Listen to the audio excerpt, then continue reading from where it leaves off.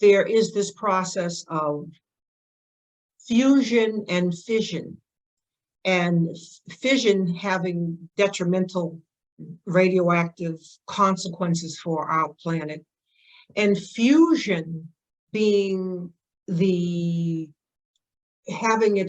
process of how the sun is generating its energy and radiating. And so on a human level, there is something for us to observe in these processes, as we too are solar and stellar beings and working to knit ourselves together, knit those opposite poles of spirit and matter within us, that we are two lighted beings and become solarized. All of this is connected. Now, the question is, what's the difference between fusion and fission? Fusion is where two light atomic nuclei combine and release energy. Now think about your own spiritual equipment, which is both human and divine. And I'll show you the PowerPoint in a moment, where we're looking at how that knitting together of spirit and matter within us is working together to combine, to release that energy, to release, to become solarized, to become light beings. While fission is the process of splitting two heavy, unstable atomic nuclei into two lighter nuclei, but also releasing energy, although less than with fusion. Is fission or fusion more powerful? Fusion, I bet you, beloveds, when you got up this morning, you never thought you might be here, but we are all capable. There is nothing over our heads. And,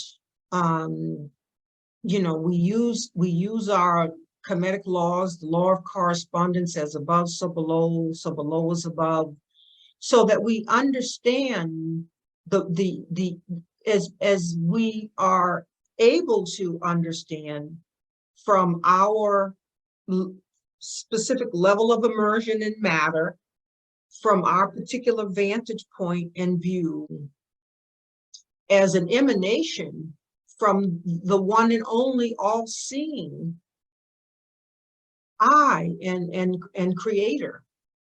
We are in our little outpost trying to see the grand design and picture of this. So here you are on Sunday from your vantage point, hopefully taking it in and enjoying the journey. But you know, it's my sort of position that, you know, the more we can understand and understand, the more, and be a witness to, an observer of, the more we can enjoy the journey. Even if, you know, we look out in the nightly news and we hear and see all this saber rattling with Korea and China and Russia and threats of nuclear warfare, we want to see what is divinely intended, even if we don't see it in operation in this moment. We want to see more into the divine architectural design, plan, and purpose. And even if we see that man in his misappropriation of energy would use technology destructively. So is fission or fusion more powerful? Fusion releases several times the energy generated by fission, making it far more a powerful process. So when we're looking at fusion, we're looking at what's going on in the sun. What's going on in the sun? And on a personal level, we too are working to be radiatory with the people in our midst, radiating that light and love and heat, which is love on our personal level. Imhotep, African family, and welcome to Building the Lighted Temple Wisdom Service. And for the purpose of the recording, I am Dr. Nteri Nelson, a metaphysician, a licensed clinician, and educator, and co-founder of the Academy of Kemetic Education and Wellness. So, beloveds, welcome once again as we enter into these ethereal waters, this virtual space in the midst of these troubled times, that we may amplify our vibration and distribute the light. This is liberated space, beloveds. And I'll say good morning to each and every one of you as folks are still arriving. Today, we are continuing our overarching theme and title, which is envisioning the new world. And in doing so, there is much that needs to be reconciled.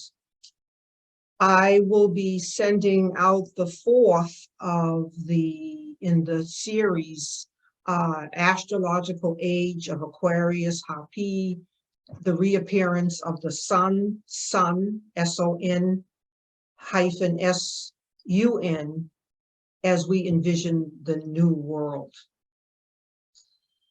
Today, beloveds, I have been talking a while about the moment to insert this part of our series, and so the moment has arrived.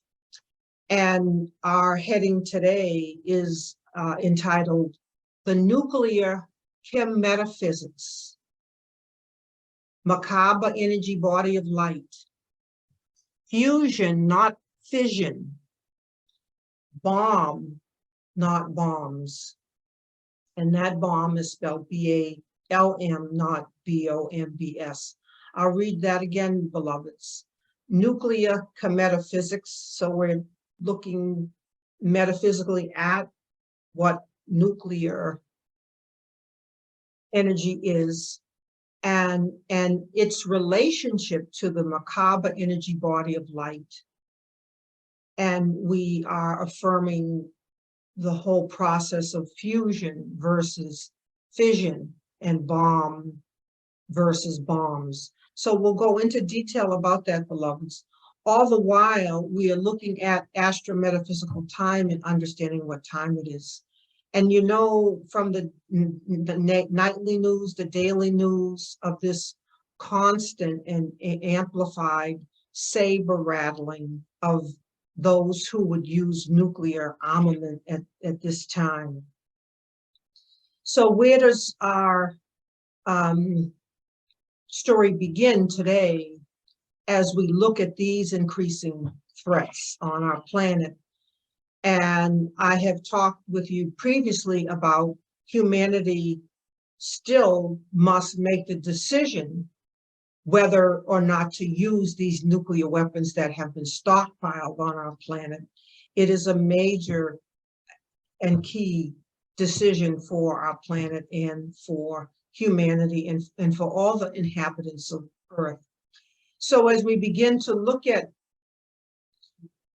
this question, we start with Robert Oppenheimer, and he was an American theoretical physicist who was the professor of physics at the University of California, Berkeley.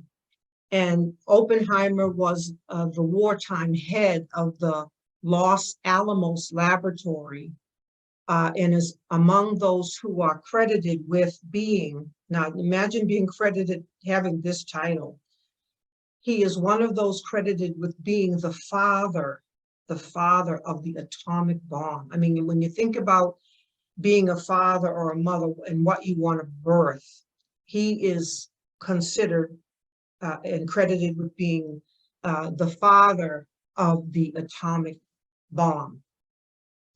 And for their role in the what was called then the Manhattan Project, the World War II undertaking that developed the first nuclear weapons. So this information is readily found on the web. But in continuing, Oppenheimer was among those who observed the Trinity test. So this was the test that happened in New Mexico, where the first atomic bomb was successfully detonated July 16, 1945. And he later remarked that the explosion brought to mind, because he was studied in many of these areas, but the explosion brought to mind the words for him from the Bhagavad Gita. Now, the Bhagavad Gita is a very sacred text, but it brought to him the words, quote, "Now I am become death, the destroyer of worlds." Imagine these words from this sacred text come to his mind when this test detonation has taken place. And in August 1945, the weapons were used. These weapons, after this test, these weapons were used in the atomic bombings of Hiroshima and Nagasaki. So here we are, beloveds, with the beginnings of the use of nuclear weaponry, and as those who credited with being the father of the atomic bomb have their role now in this Manhattan Project and World War II, and undertaking the development of the first nuclear weapons. So as we begin to penetrate into this nuclear KeMetaphysics and deepening our understanding, we want to start by understanding that there is this higher spiral for the use of this process of fusion, and the lower spiral in understanding this process of creation and understanding this process of destruction. And this fusion, which I'll talk about the difference between fission and fusion in a minute, but the fusion of the two poles, as you beloveds will remember us talking about extensively in our cosmogenesis, in our spirit matter continuum, which I'll show you images of in a moment in the PowerPoint. We are looking at and examining the fusion of the two poles of spirit and matter. Yes, beloveds, we're looking at the fusion of the two poles of spirit and matter. And in that fusion, how we, as beings of light, are becoming radiatory, or as solar light, or as solar beings. And then what happens in this process on a lower spiral of nuclear destruction, using this energy in its more debased and destructive capacity, how we move from that to a process of potential destruction and annihilation. So how do we move from being beings of light in our Kemetic technology of remaking ourselves as beings of light in the divine use of this energy, and then how does this energy become spiral down to the point where we see the stockpiling of nuclear weaponry for the use of destruction of one's neighboring countries, and ultimately the planet and its inhabitants. So let me just take a moment to just see how, okay, folks are still arriving. All right, so then let's, so why am I saying here we want to focus on fusion and not fission? Let's look at what is nuclear fission. Nuclear fission involves the splitting of atoms to release the binding energy of the atomic nuclei. Yes, beloveds, it's the splitting of atoms to release the binding energy of the atomic nuclei, the energy that binds within the nuclei of an atom.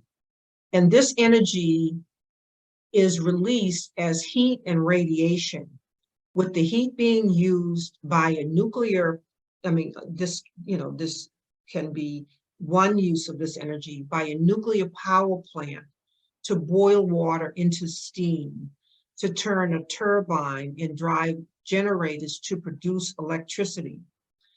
As the process uses uranium rather than fossil fuels to generate the heat. So that's one use of fission, to split the atoms such that there is this release of energy and harnessing this energy so that it can generate and produce electricity. But let's look at what fusion is. Nuclear fusion is the process of combining atomic nuclei rather than splitting them, as with fission, to produce energy. So just a different approach to producing energy. And this process occurs naturally in the center of the stars, like the sun, and creates no long-term radioactive waste or greenhouse gases. So just hold that imagery, beloved, because you'll see in a while how to begin to connect these dots, because everything is related, everything is connected to everything else. And we see here that nuclear fusion, F-U-S-I-O-N, is what is actually happening in the sun, naturally, the center of the stars, to be radiatory to in this generation of energies.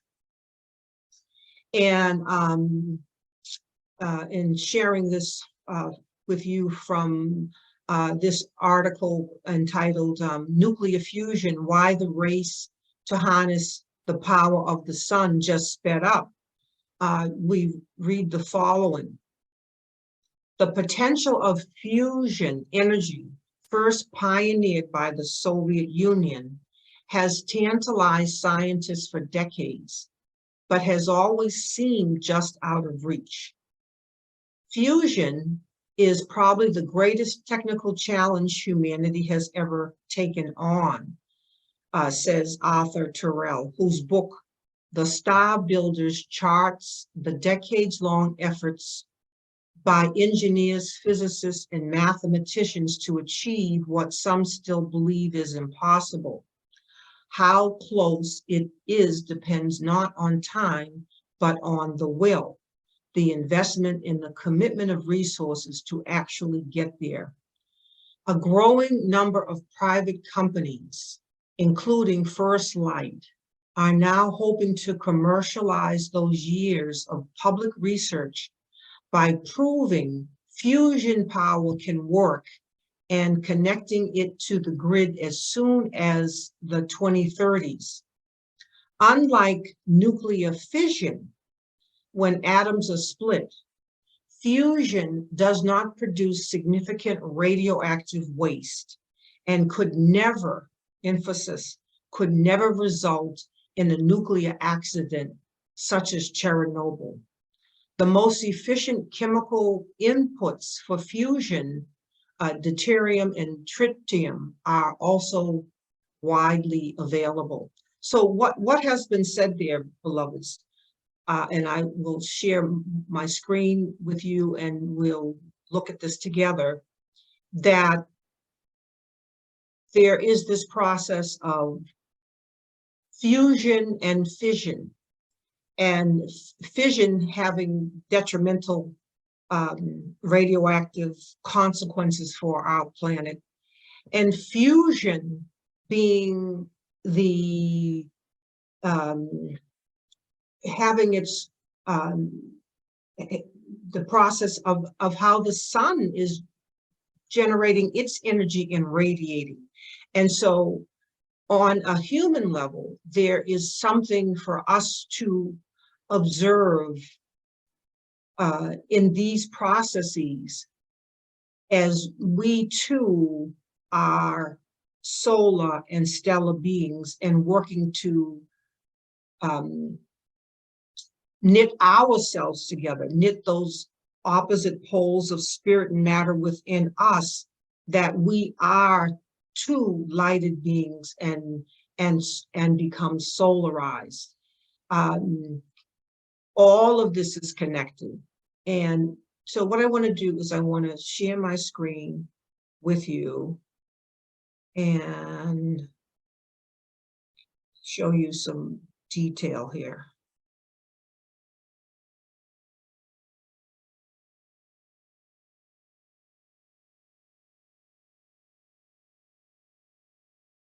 All right, so I'm going to share my screen. I'll say good morning to each and every one of you in a moment.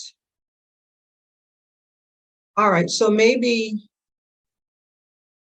you'll remember when I did this wisdom service some time ago, August.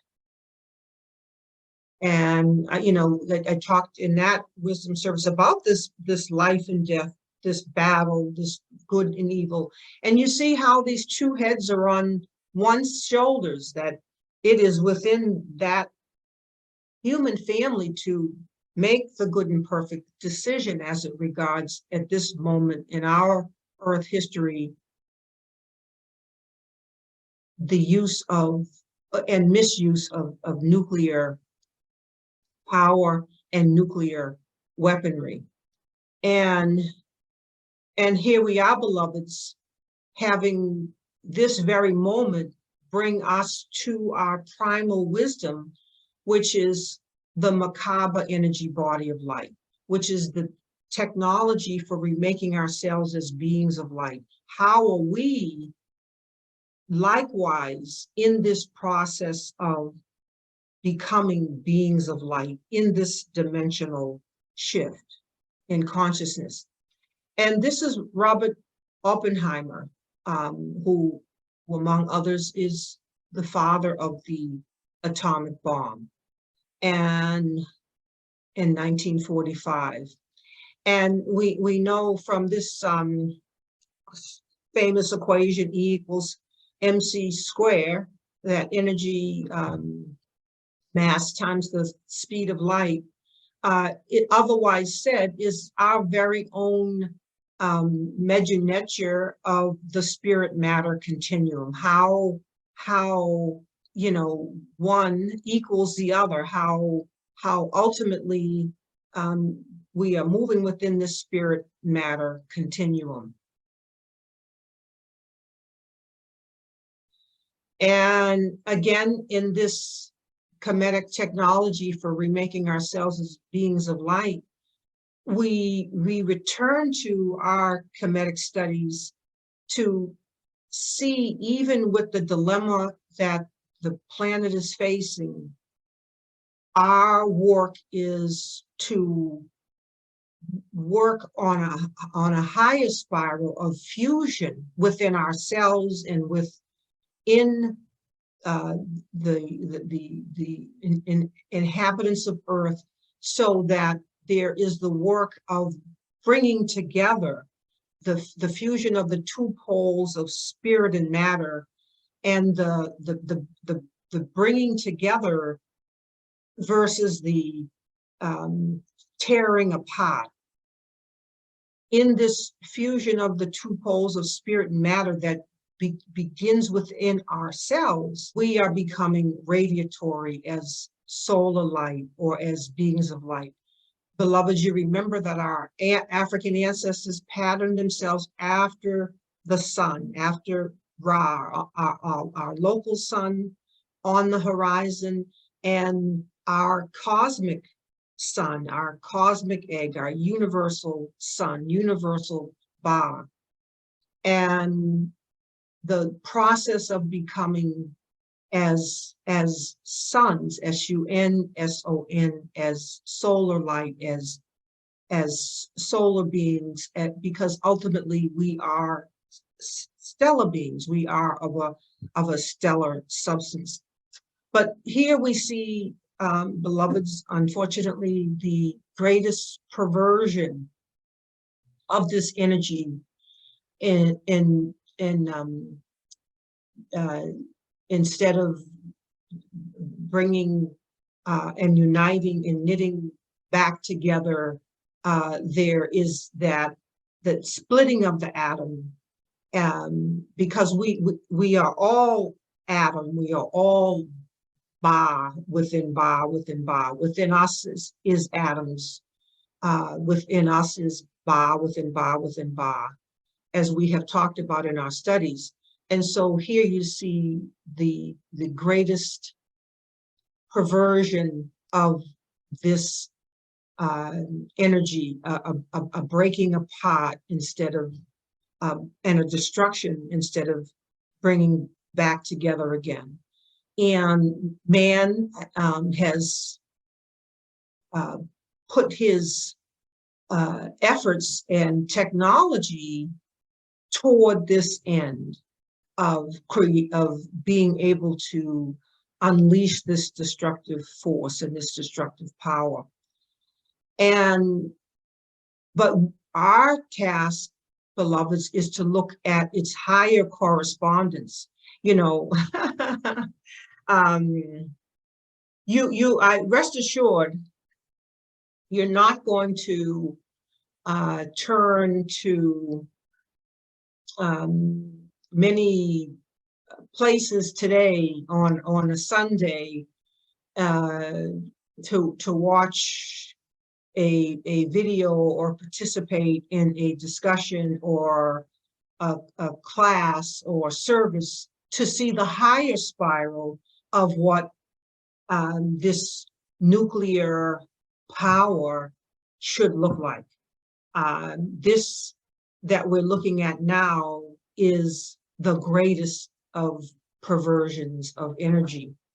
And our work, beloveds, is to look at the optimal and divine use of this energy, as already we can behold in the powering of the sun, in the powering of the sun. And man and woman have the choice to make application of the technologies that are especially coming through in this age of Hapi, in this age of Aquarius, because as we envision this new age and this new world, it is going to be very much about the appearance of the reappearance of that sun, that S-U-N, that S-O-N, as qualified now in these Aquarian energies. And how is that sun being expressed? What are we undergoing here on our planet in terms of becoming more radiatory, more godlike, more divine, more expansive in our consciousness, or are we becoming more destructive? And so this is certainly, you know, where we are now in this choice, making this choice. And you see the devastation such choice makes. It lays bare, lays waste the land, that nothing survives.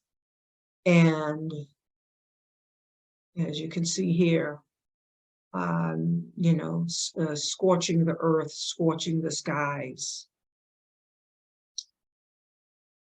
And so we have that ability to, in our work, to look at the higher spiral in remaking ourselves as beings of light, and understanding that MerKaBa energy body of light that we are building. And you can see, you know, our choice between devolution, devolving, destroying, or evolution, becoming the beings of light that we are. And so fusion is what we seek versus fission. So I'm going to stop my share and show you more on that subject. Let me just say good morning to folks who are here so far. And please put your questions in the Q&A, because we are in some very deep and penetrative and I you know, moving and stirring work here. So, but we must bring our awareness here and look at what the KeMetaphysics of this, and how where the distortion and the misappropriations are. And Akul says, good morning, Hotep Akul. So we are immersed here in some deep studies, and when you leave here today, you'll know that there is the, Alita, Hotep, I'm in Boston this week. You'll call me. That's great. Call me, Alita. That'd be great to see you. And yes, okay, yes, all right, wonderful to have you visiting. And so do put your questions or in the Q&A, or you have something you'd like to say, just you can put that in the Q&A or the chat. So what we're going to do now is look more deeply at why we want to have a process of fusion versus fission, and how that process of fusion is taking place within our own equipment. How are we knitting ourselves back together again? And in that, and remember, in that knitting together is a release of energy, just like in that fusion process, we are fusing our vehicles together, those 7 soul bodies together. We are fusing that Ka-Ba within us together, that we are human and divine. And so let me just share this with you, and let's read more about this process of fusion and fission.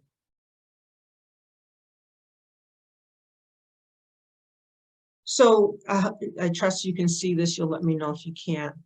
So what are key differences between fission and fusion?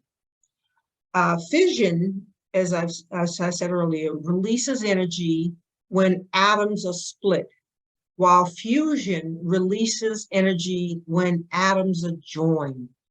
And you'll see, beloveds, we are working in our own atomic and molecular structure to knit ourselves back together, so that we are becoming more and more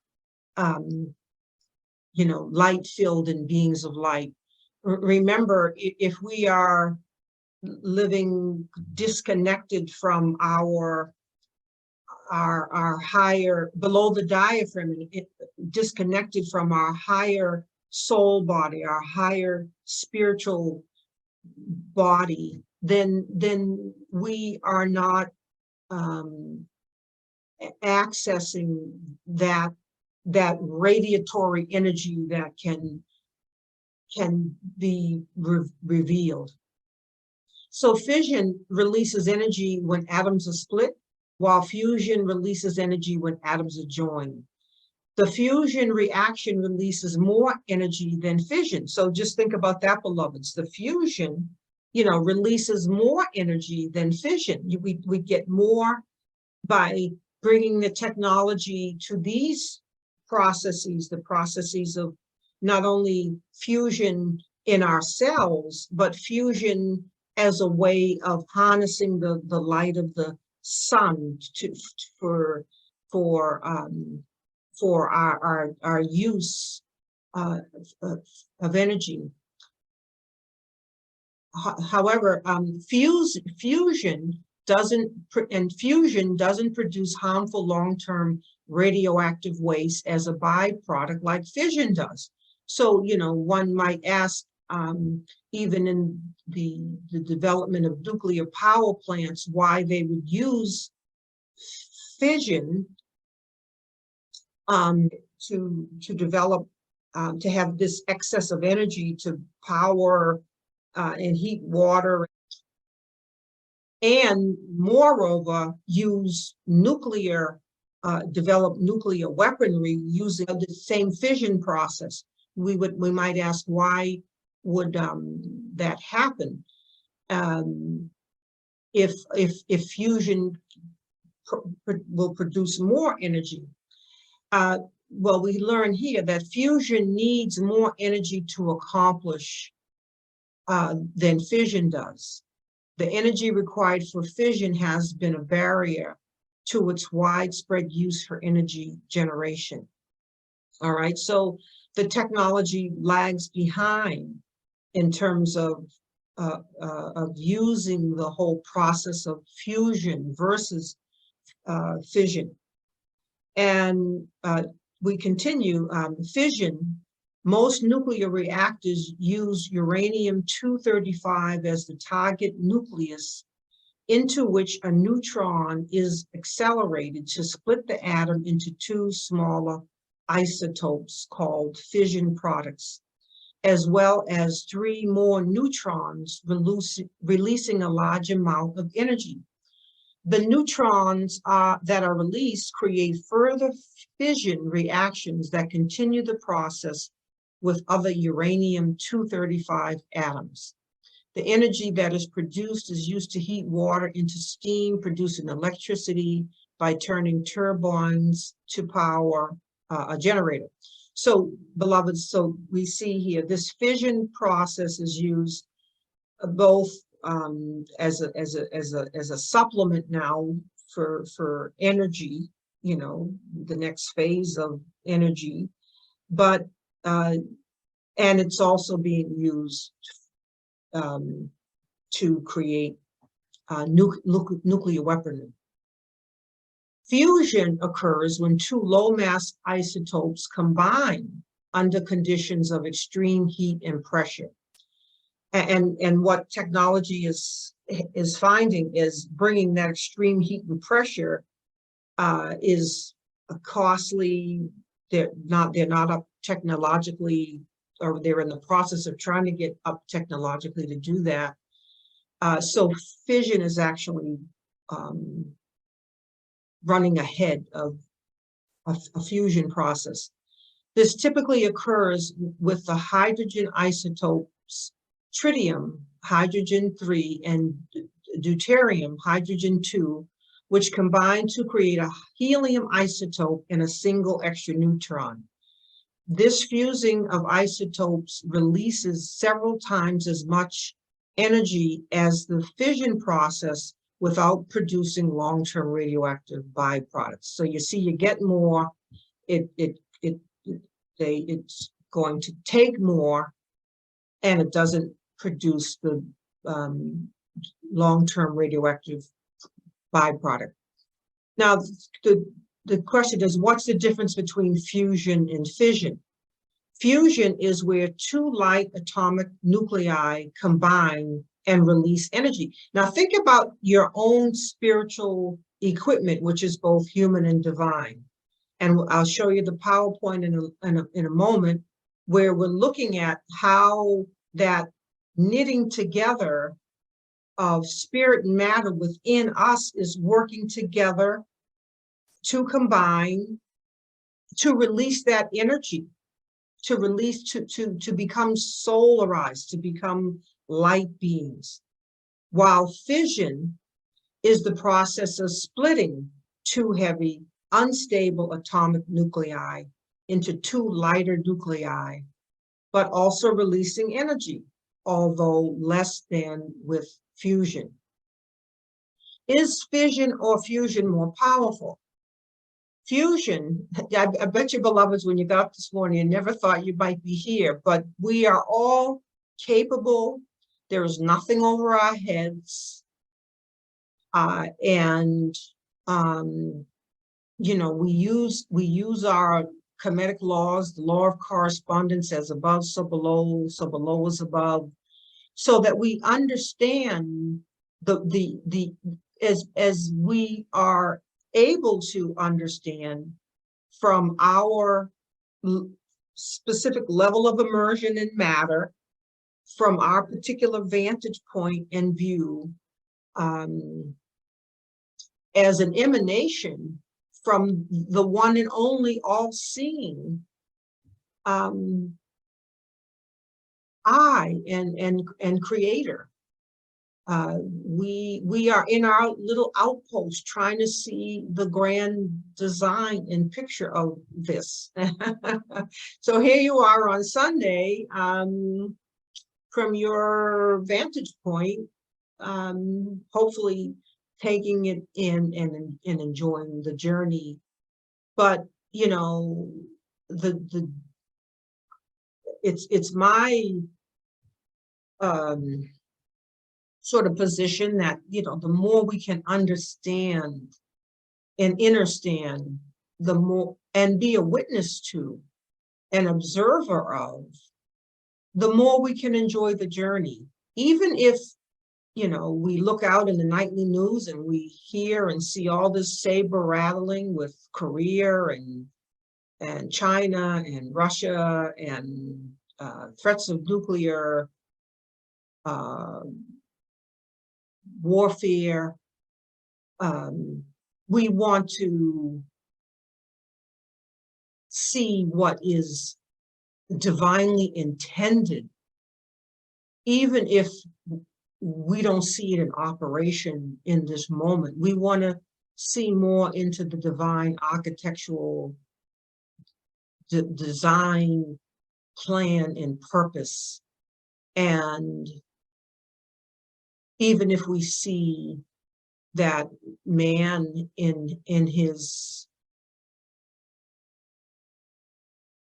misappropriation of energy would use technology destructively.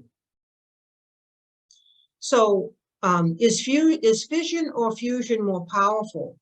Fusion releases several times the energy generated by fission, making it far more a powerful process. So when we're looking at fusion, we're looking at what's going on in the sun, what's going on in the sun.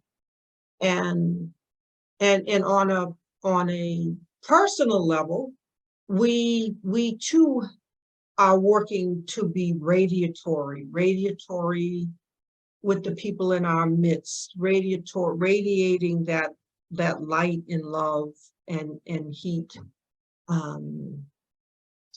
which is love on our personal level. And so when you read that, what are three differences between fission and fusion?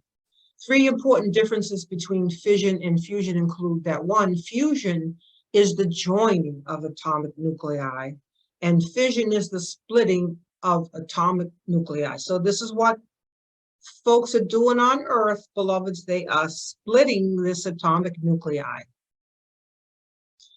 Fusion produces far more energy than that created by fission. So you'd think that they would apply themselves to what produces more energy.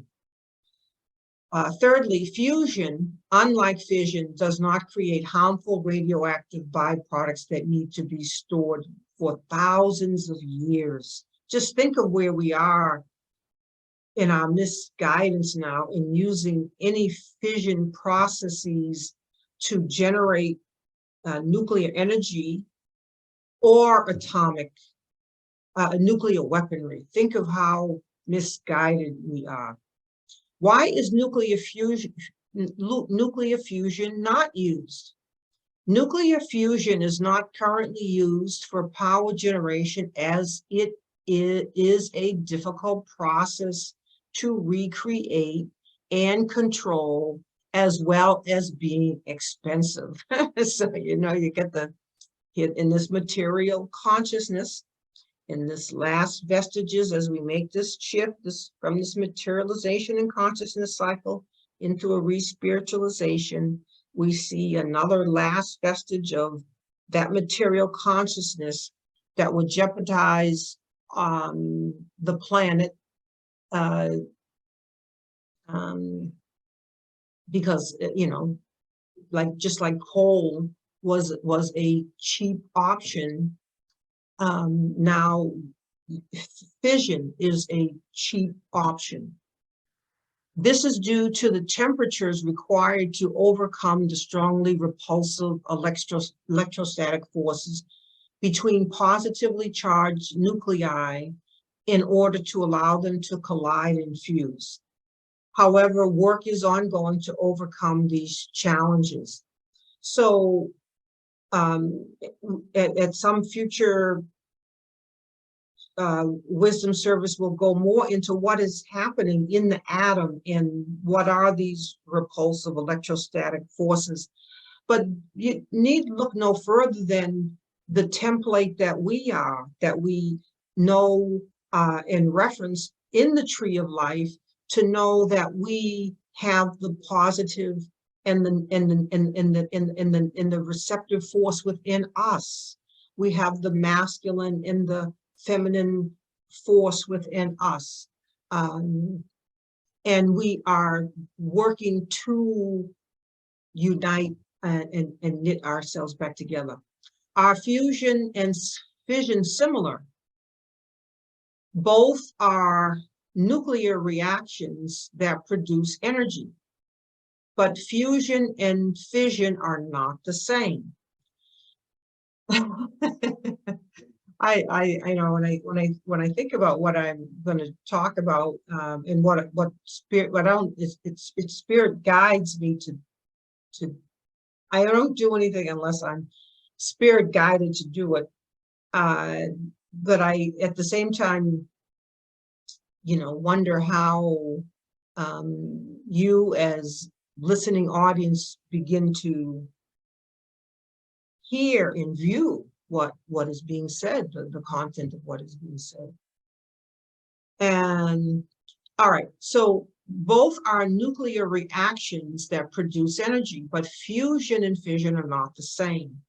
Fusion involves combining two light nuclei to form a larger nucleus, and fission involves the splitting of a heavy nucleus into lighter ones. Now, there's much metaphysically to be understood about this distinction as it relates on the human level, because one sees that when they are able to knit themselves back together again, they are more. They are the consciousness is expanded. They are more in that unity of self, in the divine marriage of spirit and matter that is taking place within us.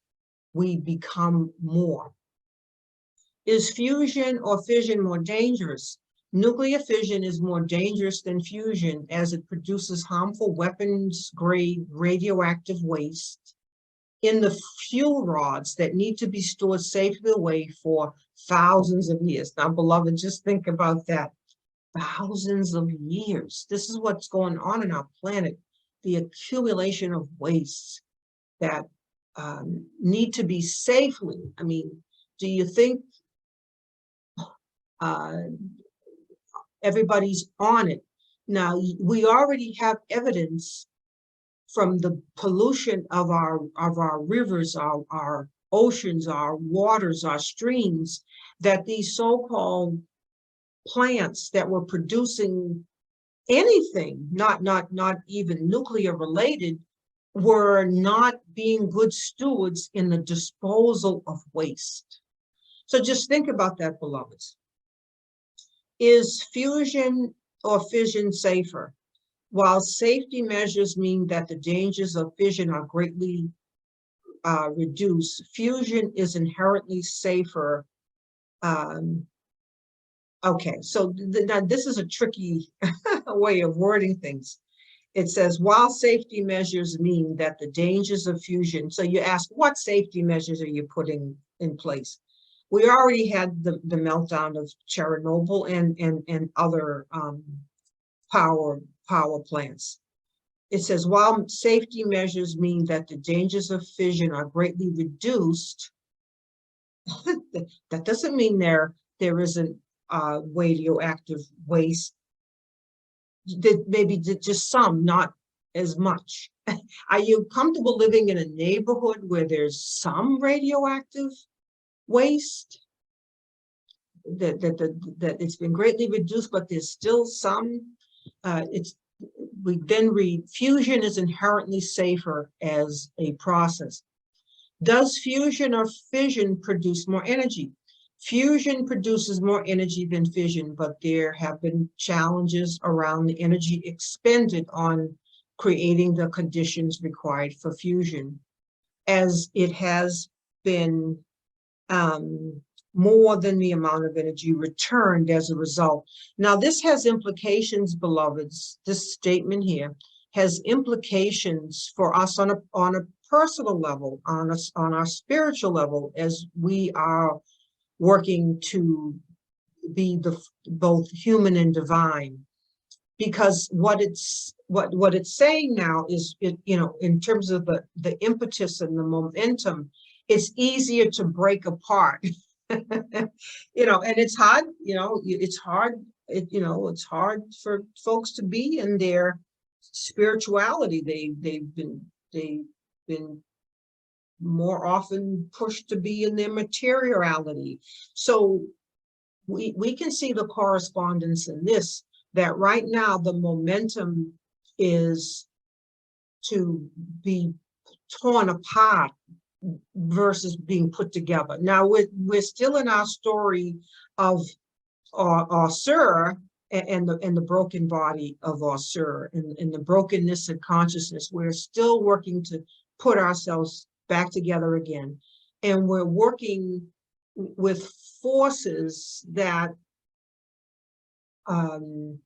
require a lot of energy. We have to surmount a lot of energy to overcome the resistance to putting ourselves back together. There's such a resistance to us putting ourselves back together, for having this divine marriage of spirit and matter within ourselves. And you see this play itself out even in our physical marriages, relationships between men and women, that primal energy, having the harmony and the unity and the oneness is playing itself out. Does fusion or fission occur in the sun? Now, hold on, beloveds. This is, the golden nugget. As a main sequence star, the sun generates energy through the nuclear fusion of hydrogen nuclei and into helium.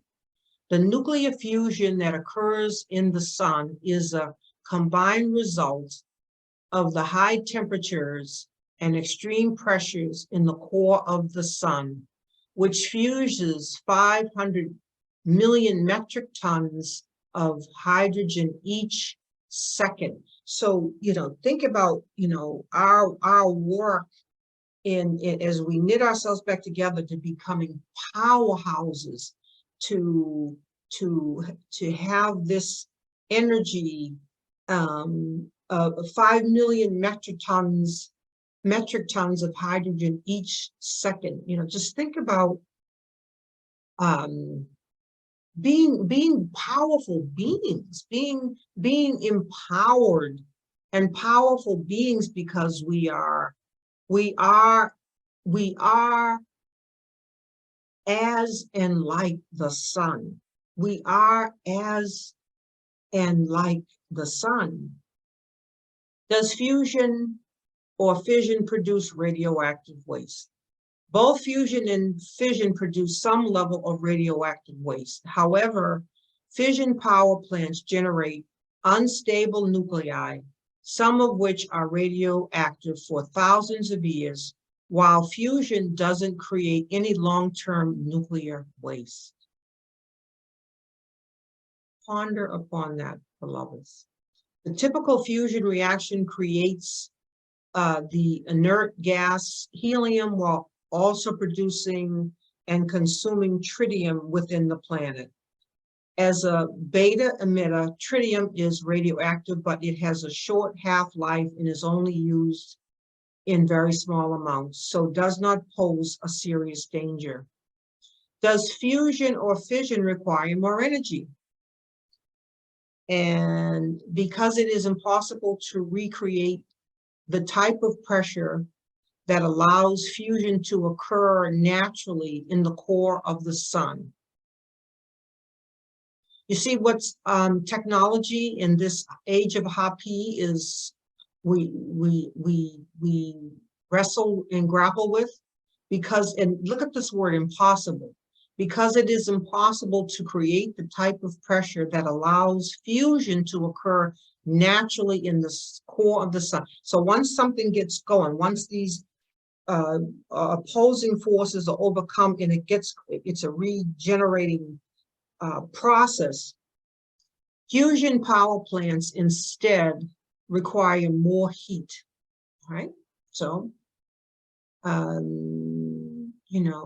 which informs us on that level, which is, what is needed in the life, one's individual life, to step up that heat, to step up, and it is requiring the raising of the fire up in the chakras, through the Djet pillar, raising up the fires of Ra within, versus those fires sitting below the diaphragm. Producing the required levels of heat to allow fusion to take place, 150 to 300 million centigrade, requires more energy than the fission process. Reducing the energy required for fusion is one of the biggest challenges faced by the nuclear energy, by the nuclear industry. How are fusion and fission similar? Both fusion and fission involve nuclear reactions that release large amount of energy that can be used to produce electricity. However, fission is the splitting of atoms, while fusion joins them together. Conclusion: fusion and fission are both nuclear processes that can be used to produce energy. And these processes, beloveds, are not outside of ourselves. Just remember that. This atomic, we are atom, we are made of atoms. Fission is where a large unstable nucleus is split into two And fusion is where two smaller nuclei are joined to create a larger nucleus. Fission is much easier to achieve than fusion, although fission produces long-term radioactive byproducts that are not created with fusion. However, while fusion occurs naturally in the core of the sun, it is difficult to create the required conditions on Earth, meaning that it has yet to be adopted for power generation, although it has been described as the holy grail of clean energy. That was a lot, beloveds. Let me come back here. And Anika says, I love this discussion. Love it when we bring the science of light, and it is the science of light, to the forefront.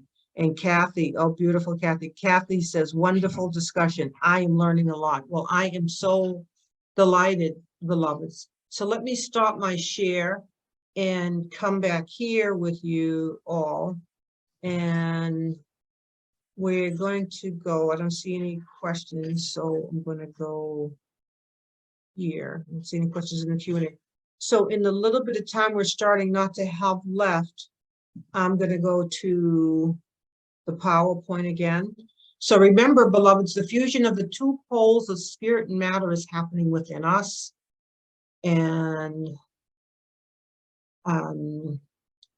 beloveds, you know, one just has to take the moment to say, in this choice, in this, look how phallic this is. Look how phallic this symbolism is, as is the gun, as is the bomb, as is these nuclear armaments. The distinction between that phallic symbol giving life or that phallic symbol causing death. And so what we're going to do next week, beloveds, is go more into how we are in that joining of the two poles of spirit and matter, how we are knitting ourselves together again in this MerKaBa energy body of light, as demonstrated here, because there is this circuitry that we are completing in ourselves so that we become car rest-like, that we become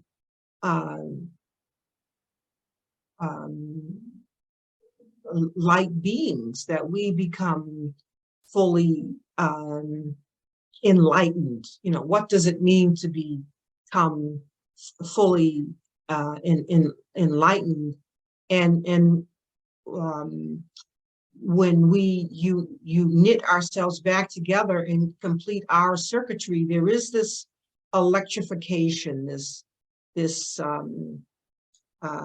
atomizing in starlight as we unite these seeming dualities within ourselves. And this is that resurrection of the sun within us, the S-O-N, the S-U-N. It's how we are resurrecting the sun daughter within us, how we are becoming beings of light, how we move from this, you know, this plunge into this materialization and consciousness cycle where we've been out on this thingness and the creation of this weaponry and gadgets of destruction, how we are plunged into that material cycle and what we need to do to enter fully into this re-spiritualization and consciousness cycle. And I want to end on this note too. And then we'll pick up next time. But this is just the map, and this is 2018, so this is even a more recent map. But you can see here, beloveds, who has what in terms of nuclear warheads. And we've been hearing a lot in the media. I'll just grab my little pointer here. Little pointer. We've been hearing a lot about North Korea, but North Korea has 15 warheads. Look at the United States, and in comparison with Russia, they're neck and neck. United States, 6,550. Russia, 6,850. I mean, there's just no comparison. We're worried about Korea when the United States has this many, has created this many, has that much nuclear waste to dispose of. Look at some of these other countries. The United Kingdom, 215. France, 300. Israel, 80. India, 135. China, 280. I mean, we should be worried about China. We should be worried about Korea. When Russia has this stockpile in the United States. But beloveds, foremost, look at where there aren't nuclear. Look at Africa. Look at Africa. Nothing, no activity there. Look at South America. No activity there. All right, so just hold an awareness of the things that are unfolding on our planet, and know there is, even if we are seeing a lower spiral in a misappropriation of energy in the news, know through the law of correspondence to look for the higher spiral as it relates to utilizing in our own atomic substance that willing and work of unifying spirit and matter within us. So on that note, I'll stop my share. And any comments or questions as we close? And Nikki says, I feel like these countries use this as a fear tactic against us. Nuclear warfare isn't realistic. If this happens, it's a disaster for us all. You know, beautifully expressed. And it is a disaster for us all. And beloveds, we hold an awareness that there are those who would, in that material consciousness, in the depth and darkness and perversion of that consciousness, would create that mass destruction and suicide, because we see that play itself out. We see that capability in the human family. So even though something would destroy everything in its wake, and even the one doing the destroyer goes forward. So we hold an awareness and a greater insight into what it is we are looking at and examining at these times in which we live, so that, you know, we are having clarity and in working in our poise and posture, that we are working to fulfill our life purpose and service and what we are called to do at this particular time. So So I want to say, great to see everyone, and look forward to seeing you next week. Thank you all for coming.